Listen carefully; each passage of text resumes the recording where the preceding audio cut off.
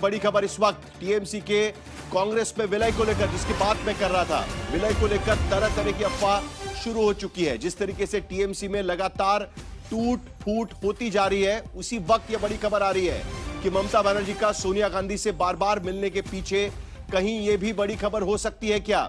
सूत्रों के हवाले से तमाम तरह की खबरें छपी है कि कल की बैठक में भी ममता बनर्जी के सामने मर्जर का विकल्प रखा गया था। टूट रही टीएमसी की हालत को देखते हुए क्या ममता की पार्टी का विलय होगा, यह बड़ा सवाल है।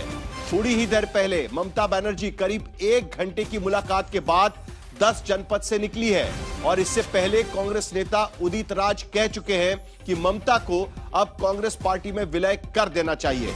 राहुल गौतम इस वक्त हमारे साथ जुड़ रहे हैं। राहुल, क्या अपडेट है? सोनिया गांधी से आखिरकार ममता बनर्जी की मुलाकात होती है। कल भी हम देख रहे थे, बगल में बैठी थी, तब भी ये खबरें चल रही थी। अधीर रंजन चौधरी एक तरफ कह रहे हैं कि अब तृणमूल कांग्रेस टिक नहीं सकती, बेटर ये होगा कि उनमें जो नाराज लोग हैं वो कांग्रेस पार्टी में चले आए। तो क्या अधिकृत तौर पर मर्जर की कुछ बातें?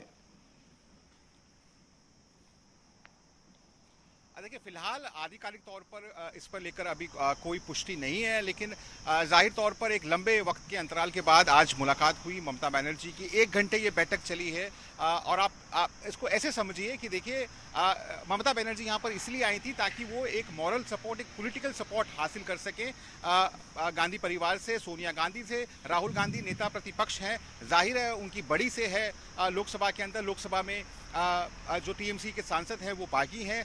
जहां तक बात है अधीर रंजन चौधरी की, ना सिर्फ अधीर रंजन चौधरी बल्कि अन्य नेता भी ये कह रहे हैं कि देखिए, अगर आप नहीं जाना चाहते बीजेपी के अंदर और आप संतुष्ट नहीं है तो आप हमारे पास आ जाइए। वो तो हमलावर है ममता बनर्जी के ऊपर। उन्होंने साफ तौर पर कहा, अगर किसी ने खत्म किया है बंगाल के अंदर तो वो टीएमसी ने खत्म किया है कांग्रेस पार्टी को। तो एक तरफ आप ये देखिए कि समय दिया जाता है, 4 बजे की अपॉइंटमेंट दी जाती है ममता बनर्जी को 10 जनवरी की तरफ से, और ठीक उसी समय जो एक बड़े नेता हैं अधीर रंजन चौधरी बंगाल के, वो हमला करते हैं ममता बनर्जी के ऊपर और साफ तौर पर ये कहते हैं कि देखिए, हमारा कोई रास्ता नहीं है ममता बनर्जी या टीएमसी के साथ में, और ये सत्ता के भूखे लोग हैं। तो आप ये कह सकते हैं कि एक महीन राहुल, अभी थोड़ी देर पहले आपने अधीर रंजन चौधरी से बात की थी। आप जरा मेरे साथ बने रहिए क्योंकि मुझे इस पर आपसे एक सवाल पूछना है।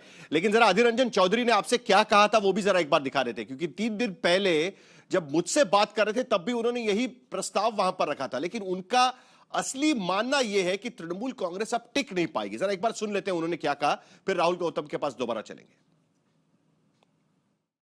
ये हम लोग तो जब सत्ता पे रहे थे ये टीएमसी पार्टी, उस समय हम लोग बराबर ये कहते आ रहे हैं सालों से कि जिस दिन ये सत्ता से बाहर होगी उस दिन टूट जाएगी, खलबली मच जाएगी, तितर बितर हो जाएगी। आज से नहीं, सालों से कहते आ रहे हैं।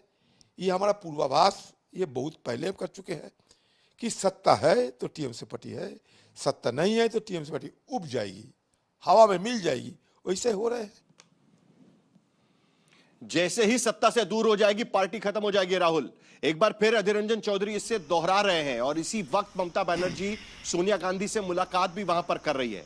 क्या कांग्रेस पार्टी के भीतर भी तृणमूल कांग्रेस को समा लेने के लिए बातचीत हो रही है? क्या वो उसके लिए तैयार है? और खास करके राहुल गांधी, क्योंकि ममता बनर्जी के रिश्ते सोनिया गांधी से तो हमेशा अच्छे रहे, लेकिन दिक्कत राहुल गांधी को लेकर हमेशा उनकी रही है। देखिए, राहुल गांधी और ममता बनर्जी का आपने बिल्कुल ठीक कहा कि जो रिश्ता है वो बहुत सौहार्दपूर्ण नहीं है जैसा ममता बनर्जी और सोनिया गांधी का रहा। और मुझे याद है कि जब गठबंधन को लेकर चर्चा हो रही थी बंगाल के अंदर, उस समय भी राहुल गांधी ने बंगाल के नेताओं को कहा था कि अब गठबंधन नहीं होने वाला, अब तैयारी करिए। और फिर 294 सीटों पर, तमाम सीटों पर कांग्रेस पार्टी ने अकेले चुनाव लड़ा। जहां तक ये बात है मर्जर होने की, देखिए, इसको लेकर अभी भी आप कह सकते हैं कि आधिकारिक पुष्टि नहीं है, लेकिन तमाम चीजें जो है वो हवा में है। इसका कारण यह है कि देखिए, आपका जो लेजिस्लेटिव पार्टी है वो बागी हो गया है, आपका लोकसभा का दल बागी हो गया है, तमाम तरफ से घिरी हुई है। जब आप और मैं बात कर रहे हैं तब सीआईडी की टीम हवा में तब शुरू होती है जब हवा का रुख बदलना शुरू हो जाता है।